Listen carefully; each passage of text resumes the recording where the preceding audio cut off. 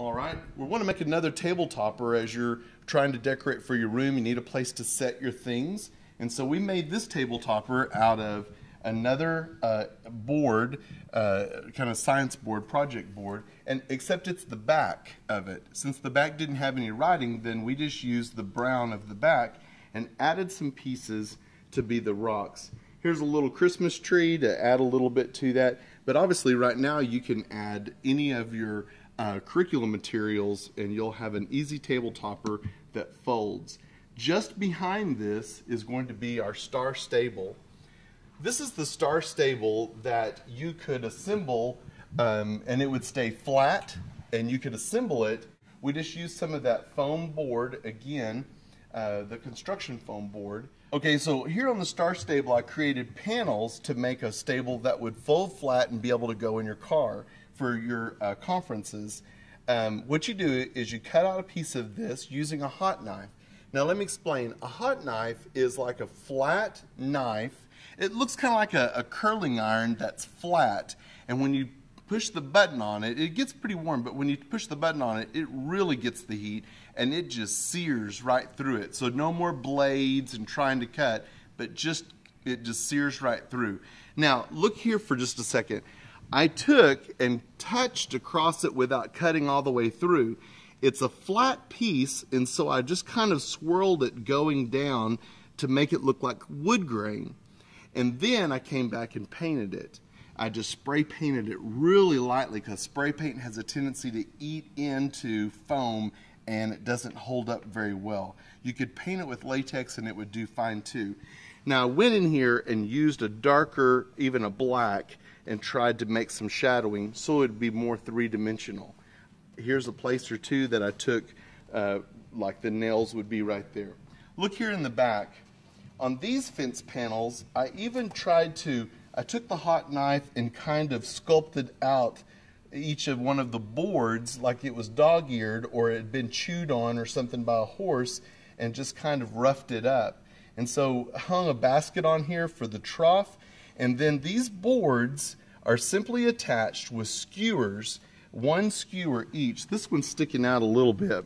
I just pushed a skewer, turning it and pushing it through the foam into the other piece. And so this is actually all held together with 3, 6, 9, 12 skewers. That's it. This pipe up here is actually just PVC pipe. I put it all together and I put a little string around it and kind of held it up in my garage where it wouldn't fall over one way or the other, spray painted all sides of it, and now I can take it completely apart as well as the entire stable and take it with me wherever I went. This is all made out of last year's train engine. I cut up the train engine and reused all of the pieces of it to make this. Now let's go ahead and take a look at a couple of hay bales. This hay bale is made from a hula skirt left over from Outrigger Island. All it is a copier box, and I covered it with a king size pillowcase and then painted it a little bit, put the hula skirt on it, and then put the tape across. Probably if it had been a little bit smaller, like rip this tape in half, it would have even been a little more believable. But this doesn't stink or it doesn't shed everywhere. After I got it all put together, then I went and cut the waistband off of it, and so now we've got a hay bale and it's really light.